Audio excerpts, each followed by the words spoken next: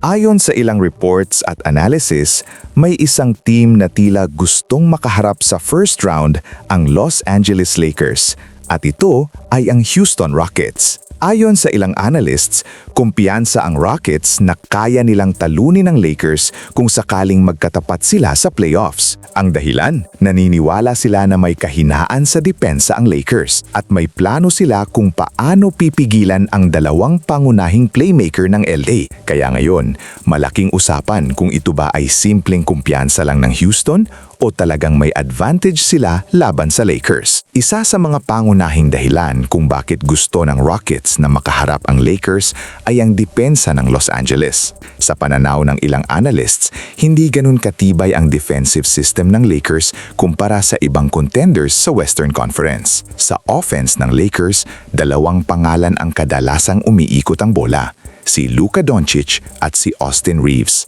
Parehong mahusay sa playmaking at scoring ang dalawang ito. Pero ayon sa Rockets camp, may sapat silang defensive personnel para limitahan ang impact ng dalawang guard na ito kapag dumating ang playoffs. Isa pang malaking factor dito ay si Kevin Durant. Ayon sa mga analysts, kung sakaling makalaban ng Rockets ang Lakers, maaaring maging malaking problema si Durant para sa Los Angeles dahil wala silang klarong defensive stopper para sa kanya. Kung ikukumpara sa ibang teams, may mga defenders na kayang sumabay kay Durant. Halimbawa, sa Minnesota Timberwolves ay mayroong Jaden McDaniels na kilala bilang elite perimeter defender. Sa Denver Nuggets naman ay may Peyton Watson na kayang magbigay ng matinding defensive pressure. Pero sa Lakers, ito ang isa sa mga tanong ng mga analysts.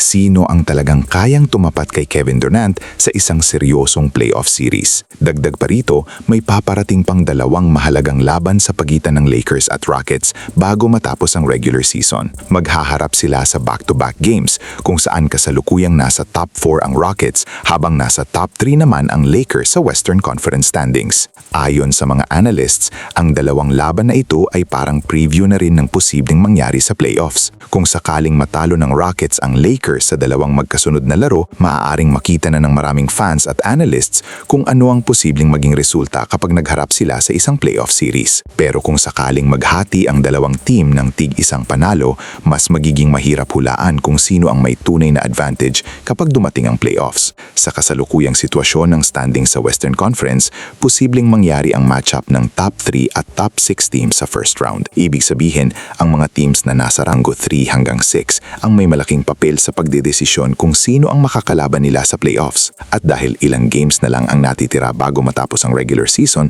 bawat panalo at bawat talo ay napakahalaga. Isang maliit na pagbago lang sa standings ay maaring magbago ng buong playoff picture sa Western Conference. Ngayon, ang tanong, handa ba talaga ang Lakers kung sakaling sila ang piliing makalaban ng Rockets sa first round ng playoffs? At kung totoo ngang may kahinaan sa depensa ang Lakers, ano kaya ang adjustment na dapat gawin ng coaching staff bago magsimula ang postseason? At para sa inyo mga ka-bench reaction, kung kayo ang tatanungin, sino ang mananalo kung magkatapat ang Los Angeles Lakers at Houston Rockets sa first round ng playoffs?